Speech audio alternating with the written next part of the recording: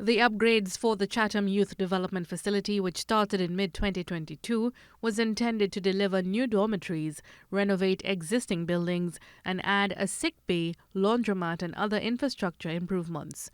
Minister of Sport and Youth Affairs Phillip Watts said his ministry is now reviewing the payment records and progress reports to determine how the funds were spent and why the project remains unfinished.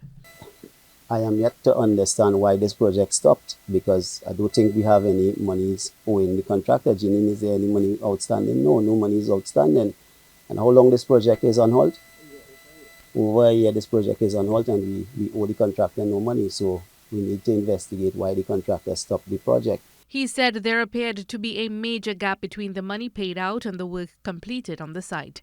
Minister Watts questioned why construction had come to a halt more than a year ago, emphasizing that the contractor had already received all payments due under the contract. The minister said he was also informed that there is a $10 million variation to the project. I have the BOQ in my hand here. So normally you would have your consultant come in, scope the building, right? And they would get feedback from the client, which is the ministry, as to what they want the buildings for. So when they scope the building, to me, because it's existing buildings, they should have scoped the buildings properly. But now I'm hearing there's a $10 million variation to the project that we need to understand why and how it came about. He shared the way forward.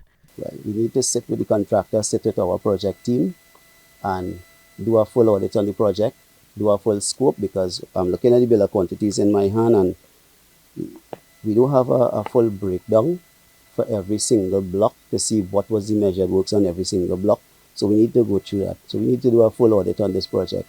Member of Parliament for Point Fortin and Minister in the Ministry of Energy Ernesto Kiza said the facility has been a critical youth development facility for over 50 years. This particular center would have been integral in developing young people in technical and vocational area. It was, if you want to say, a fulcrum for a lot of development on youths who had a little trouble with the law and things like that, and that it would have turned out hundreds, possibly thousands of young people who would have gone on to, some of them end up as captains of industry, they would have worked in the oil and gas field. He is hopeful that the facility would be up and running in the shortest possible time. Minister Watts and his team visited 5 sites on Saturday. Mahalia Joseph Wharton, TTT News.